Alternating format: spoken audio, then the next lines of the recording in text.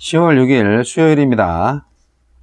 출애굽기 27장 1절로 21절 말씀. 너는 조각목으로 길이가 5규빗, 너비가 5규빗의 제단을 만들되 네모 반듯하게 하며 높이는 3규빗으로 하고 그 네 모퉁이 위에 뿔을 만들되 그 뿔이 그것에 이어지게 하고 그 제단을 놋으로 싸고 재를 담는 통과 부삽과 대야와 고기 갈고리와 불 옮기는 그릇을 만들되 제단의 그릇을 다 놋으로 만들지며 제단을 위하여 놋으로 그물을 만들고 그 위 네 모퉁이에 놋 고리 넷을 만들고 그물은 제단 주위 가장자리 아래 곧 제단 절반에 오르게 할지며 또 그 제단을 위하여 채를 만들되 조각목으로 만들고 놋으로 쌀지며 제단 양쪽 고리에 그 채를 꿰어 제단을 매게 할지며 제단은 널판으로 속이 비게 만들되 산에서 내게 보인 대로 그들이 만들게 하라. 너는 성막이 뜰을 만들지니 남쪽을 향하여 뜰 남쪽에 너비가 100규빗의 세마포 휘장을 쳐서 그 한쪽을 당하게 할지니 그 기둥이 스물이며 그 받침 스물은 놋으로 하고 그 기둥의 갈고리와 가름대는 은으로 할지며 그 북쪽에도 너비가 100규빗의 포장을 치되 그 기둥이 스물이며 그 기둥의 받침 스물은 놋으로 하고 그 기둥의 갈고리와 가름대는 은으로 할지며 뜰의 옆 곧 서쪽에 너비 50규빗의 포장을 치되 그 기둥이 열이요 받침이 열이며 동쪽을 향하여 뜰 동쪽의 너비도 50규빗이 될지며 문 이쪽을 위하여 포장이 15규빗이며 그 기둥이 셋이요 받침이 셋이요 문 저쪽을 위하여도 포장이 15규빗이며 그 기둥이 셋이요 받침이 셋이며 뜰 문을 위하여는 청색, 자색, 홍색 실과 가늘게 꼰 배, 실로 수 놓아 짠 20규빗의 휘장이 있게 할지니 그 기둥이 넷이요 받침이 넷이며 뜰 주위의 모든 기둥의 가름대와 갈고리는 은이요 그 받침은 놋이며 뜰의 길이는 100규빗이요 너비는 50규빗이요 세마포 휘장의 높이는 5규빗이요 그 받침은 놋이며 성막에서 쓰는 모든 기구와 그 말뚝과 뜰의 포장 말뚝을 다 놋으로 할지니라.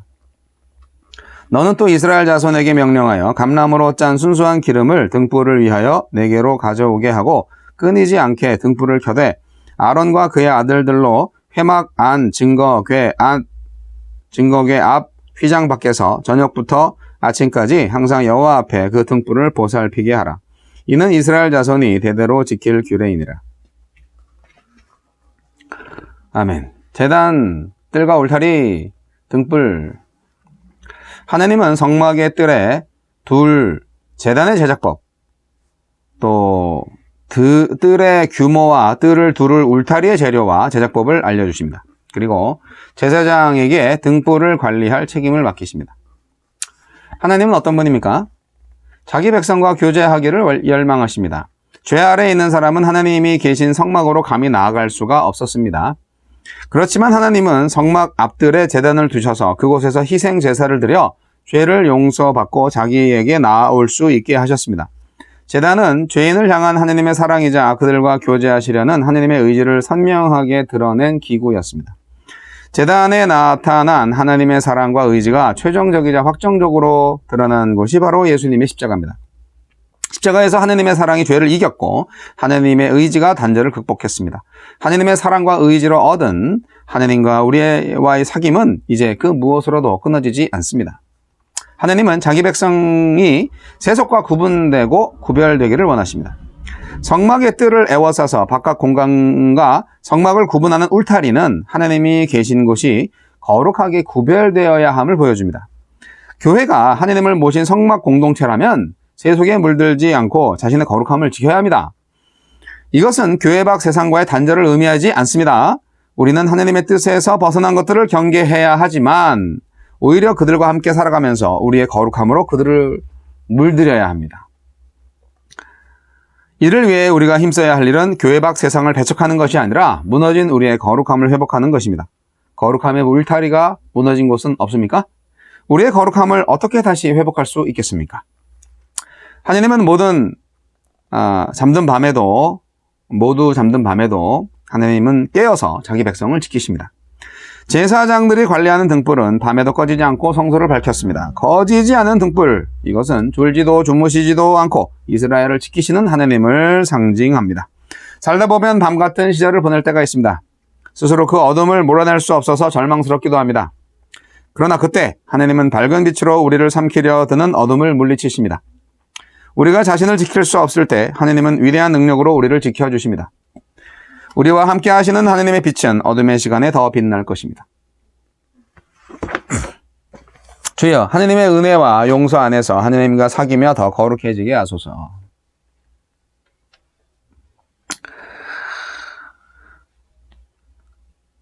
오늘은 번제단과 성막들의 모형에 관해서 말씀하고 있는 성경입니다. 26장에서는 성막의 그 내부에 대해서 얘기를 하셨죠. 25장과 26장이 그랬습니다. 성막과 내부에 대해서 얘기를 했고, 이제 오늘 말씀은 희생제단, 희생제물을 드리는 번제단, 그리고 그에 따르는 제사 도구들이 제사 도구들에 대해서 말씀하고 있습니다. 이 제단은 제물을 태워서 드리는 곳이기 때문에 번제단이라고도 합니다. 그래서 또 놋으로 만들었기 때문에 놋단이라고도 하고요.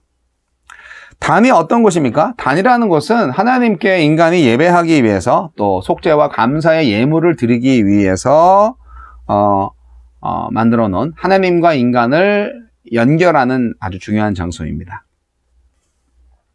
이 제단 위에 드려지는 예물은 어떻게 보면 상징적으로 볼 때는 보통 이제 짐승을 이제 올려서 태우잖아요. 네, 근데 이제 여기 이제 예수님을 우리가 상징해서 생각할 수가 있죠. 인류를 위해서 향기로운 제물이 되신 예수님. 그래서 그 제단이 이제 십자가 형틀이었죠. 예수님은 흠없고 온전한 속죄를 위한 양으로서 고통을 침묵으로 참으시고 십자가 제단에서 온 몸을 바침으로써 모든 인류와 죄의 고통의 근원적인 문제를 해결하셨습니다. 그분의 희생은 또 다른 제물이 또 다른 노력이 필요한 그런 불완전한 것이 아니고요. 한 번의 제사로 과거, 현재, 미래의 모든 죄를 다 해결하신 완전한 제사였습니다. 완전한 제물이었던 거죠. 그래서 우리는 그 예수님에 대한 믿음이 필요한 것입니다. 제단이나 제물이 아니에요. 우리가 믿는 것은 우리를 위해 영원한 희생이 되신 예수 그리스도를 믿는 믿음이 필요한 것입니다. 제단 앞에 선 우리들의 마음이 어때야 할까요? 번제단 앞에 선 우리들의 마음. 하나님 앞에 제단을 쌓는다는 것은 의미가 어떤 것일까요? 그것은 하나님의 권위와 하나님의 통치를 인정하고 그 말씀에 대한 순종을 결단하는 것입니다. 아브라함의 신앙 인격이 위대한 사실은 바로 하나님 앞에 바로 서기 위해서 가는 곳마다 제단을 쌓았다는 겁니다. 그 점이 하나님을 기쁘게 했어요. 아브라함은 특히 자신의 그 아들을 하나님께 바치는 그런 엄청난 일을 했죠. 제단 앞에 자기 아들을 바치려고 엄청난 순종, 헌신. 네. 그래서 하나님이 아브라함의 이 믿음을 인정을 하셨죠. 이 제사를 종교의식의 주요한 절차로 삼았던 고대 오리엔트 세계에서요, 이 제단만큼 중요한 그런 성물은 없었습니다. 제단이 아주 중요합니다. 그런데 이방 종교들의 이 제단은 너무 뭐랄까 잔인하고 정말 비인간적이죠. 인간을 제물로 삼아서 죽이는 경우도 아주 많았으니까요. 비인격적이고 반도덕적인 것이고, 그리고 그 목적도 아주 불순합니다. 신한테 아부를 해서 복을 받거나 또 인간의 쾌락을 위한 문화적 행사들을 많이 했죠. 그렇기 때문에 우리가 이 제단에서 거룩한 하나님께 자신을 드리는 헌신과 희생의 표시를 우리가 무엇으로 해야 되느냐? 제단 앞에서 말이죠.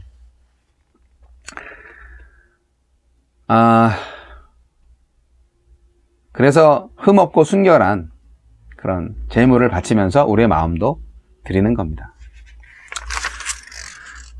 예배와 제사를 빙자해서 인간들이 향락 문화를 추구하는 일들이 이방 종교에서 많이 보입니다. 유대교나 기독교는 그렇게 하면 안 되겠습니다. 제단에 대해서는 그렇게 좀 말씀을 드리고, 이제 성막들을 어떻게 해라 이렇게 얘기하시는데, 사실 생각을 해보세요. 야, 성막이 그래도 이 이동식 성막이긴 하지만 그래도 굉장히 좀 어느 정도의 그 면적을 필요로 하는 그런 규모였다라는 생각이 들긴 합니다. 광야를 유랑하는 백성들한테 이 성막을 이렇게 설치할 만한 평지를 찾는 게 그렇게 쉽진 않았을 거예요. 하루하루 그들이 진치고 머무를 수 있는 자리조차 힘들었기 때문에, 생각해 보세요. 200만 명이나 되는 그 무리가 그 광야를 계속 다니는데, 40년 동안 다니는데 성막을 옮길 때마다 얼마나 힘들었겠어요. 자기들이 이렇게 기거할 수 있는 움막을 설치하는 것도 많이 힘들 텐데, 성막을 이렇게 계속 조립했다가 뭐 해체했다가 이동했다가 하는 거 굉장히 힘든 일이었을 거예요. 하지만 그 자체가 하나님께 헌신이고 희생이었고 충성이었고 사랑이었고 경외였겠죠. 이런 마음이 필요하죠. 저는 성막을 이렇게 옮기고 설치하고 하는 그런 것을, 저는 찬양팀이 차에 악기를 잔뜩 실어가지고 어떤 곳에 가서 이렇게 찬양팀 악기 세팅하고 막 장비 세팅하고 리허설하고 막 그럴 때 그 느낌으로 저는 많이 생각해요. 지난 30-40년 동안 찬양사역과 목회를 하면서 찬양팀 세팅할 때가 얼마나 마음에 가슴 벅차오르는지 몰라요. 막상 그리고 이렇게 무대가 꾸며지고 함께 찬양을 하면서 하나님께 예배를 할 때 그 벅찬 가슴은 이루 말할 수 없이 행복합니다. 저는 그날이 다시 올 것을 정말 기대하고 있고요.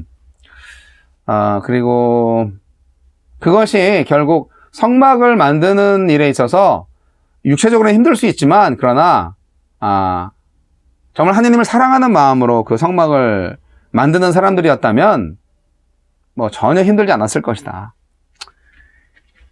뭐 저 경상도 뭐 전라도 이런 데까지 밴에다가 악기 다 싣고 이렇게 멤버들하고 찬양팀 멤버들하고 가며 오며 고속도로 휴게소에서 컵라면 먹어가면서 그렇게 찬양 집회하고 다닐 때가 있었는데, 그때 우린 다 행복했어요. 찬양을 할 수 있다는 것에 대해서. 그리고 초청받아서 원정까지 가가지고 그곳에서 함께 하나님을 예배할 수 있다는 것에 대해서 항상 감사하고, 뭐 한 8명, 9명 이렇게 우르르 같이 가서 뭐 사례비 한 뭐 30만 원 받으면 뭐 기름값하고 뭐 고속도로 통행료하고 뭐 점심값도 뭐 거의 뭐 안 되죠. 네. 그걸로 다 소용이 되죠.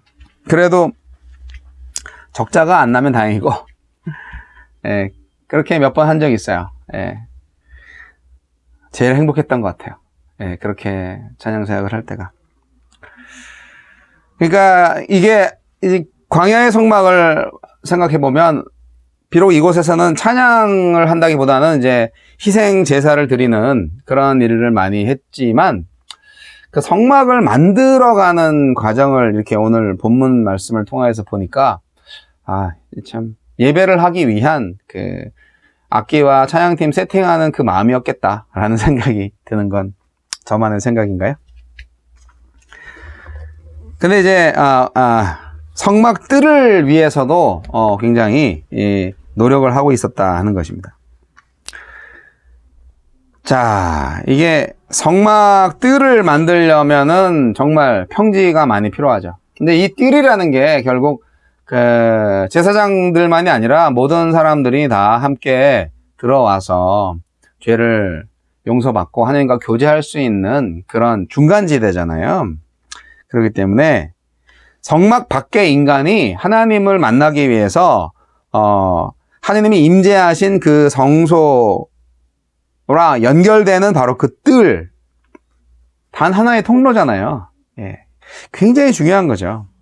이 뜰에 이제 단 하나 이제 나와 있는 그 동편에 성막 뜰을 둘러싸고 있는 이 성막의 울타리는 그 동편에 유일하게 바깥과 뜰을 연결하는 문을 놨는데 바로 그 문이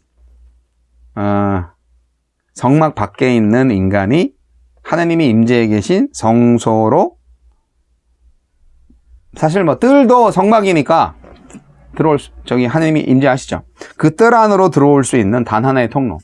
그래서 예수님이 자기를 양의 문이라고 말씀을 하셨는데, 이 뜰의 그 문이 예수님의 문, 예수님 자체를 또 상징하기도 하죠.